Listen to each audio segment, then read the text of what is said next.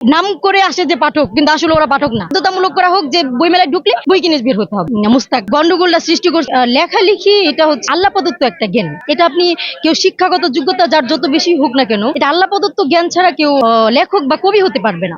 মুস্তাক উনি যে বইটা বের করছে, ওনার ওয়াইফকে ভালোবেসে বই বের করতেই পারে। এই যে এই বয়সে মানে বিয়ে করে গন্ডগোলটা সৃষ্টি করছে, কিন্তু সত্যিকারের কবি সাহিত্যিক হয়ে ওঠা এটা আসলে বই বের করা আর কবি হওয়া কিন্তু এক বিষয় না। বিয়ে এটা পবিত্র সম্পর্ক, কিন্তু এভাবে যে ওরা বলতেছে অনেক কিছু উল্টাপাল্টা, এদের থেকে দেখি তো ওরা যা উল্টাপাল্টা করছে সবার চিন্তা ভাবনা তো এক না। অনেকে এটাকে নেগেটিভ ভাবে নিতেছে, ওরা হয়তো ভালোবেসে করছে এটা। আমরা যারা সত্যিকারের যারা কবি সাহিত্যিক হওয়ার চিন্তা ভাবনা করি, আমরা ওনাদের মতো একটা বই লিখছে, ওখানে শেখার মতো কিছুই নেই, কিন্তু ওইটা দিয়ে সে একদম ভাইরাল হয়ে গেছে। সবাই তার সাথে সেলফি তুলতেছে, যে অনেক ছেলে মেয়ে বলতেছে আমরাও এরকম বয়স্ক লোককে বিয়ে করব, টাকা পয়সা থাকবে, বিয়ে করে 2 দিন পর মরে গেলে তো টাকা পয়সা সব আমার, তখন ভালো কাউকে বিয়ে করবো। এই যে একটা নেগেটিভ চিন্তা ভাবনা এদের থেকে দেখে দেখে, এগুলো আমরা আশা করি না।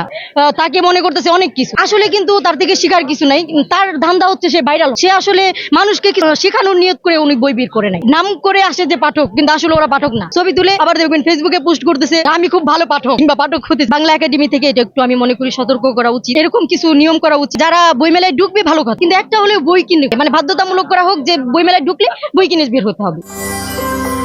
সত্য, বস্তুনিষ্ঠ ও নিরপেক্ষ দৈনিক জনবাণী।